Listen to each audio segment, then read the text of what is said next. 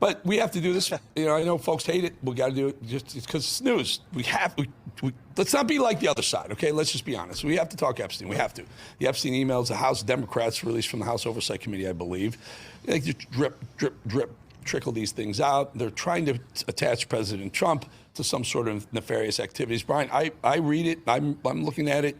I don't see one thing that ties him to anything. Yeah, did he know Epstein? Of course he did. Guess what?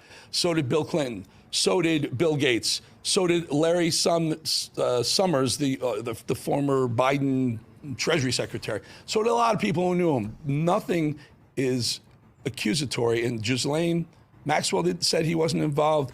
Gouffre, the girl who killed herself, who was a victim, said Trump wasn't involved. What is with these Democrats? Sir, how was that briefing room? Yeah. Well, the briefing room was pretty tense, and we all knew that this topic would come up, and it was pretty much the first question when it got tossed to the general question sessioning.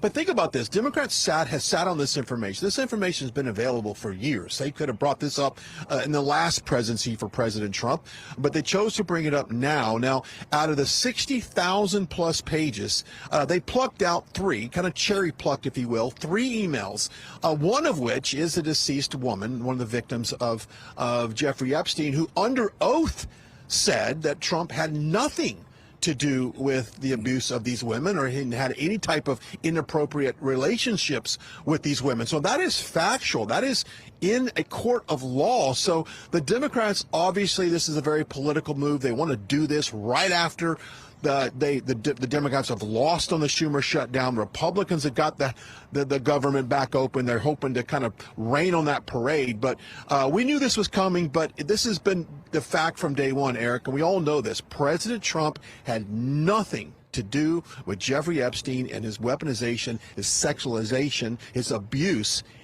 of these women. He tossed Epstein out of the club. He made Epstein resign his Mar-a-Lago membership. But they forget those parts. And Virginia Gouffre is the victim, the formerly known as Prince Andrew's victim, said Trump. She never saw Trump there. If she saw him, she didn't see him doing anything wrong. Caroline Levitt had a few things to say. And the women that. Yeah, go ahead. Well, let's listen to Caroline real quick, and you can weigh in just after. Okay. And this email you refer to with the name of a victim that was unredacted now and has since been reported on in this room, so I will go ahead and say it, Virginia Gouffre. And it was CBS's own reporting, Ouija, that recently wrote that Miss Gouffre maintained, and God rest her soul, that she maintained that there was nothing inappropriate she ever witnessed, that President Trump was always extremely professional and friendly to her. And so I think it's a question worth asking the Democrat Party, and you should all go ask them after this briefing, of why they chose to redact that name of a victim who has already publicly made statements about her relationship with Jeffrey Epstein and is unfortunately no longer with us. Mary. Thank you, Kelly. Two questions on this.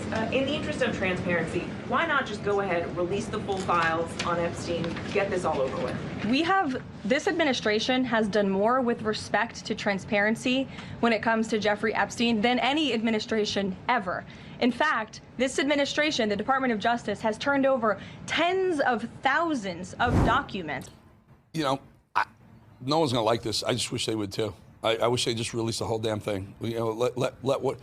Whatever happens, happens. You know what? Trump can't get reelected anyway. They're not going to prosecute people this far in advance. Let's just find out. But no one likes to hear that on our side, at least.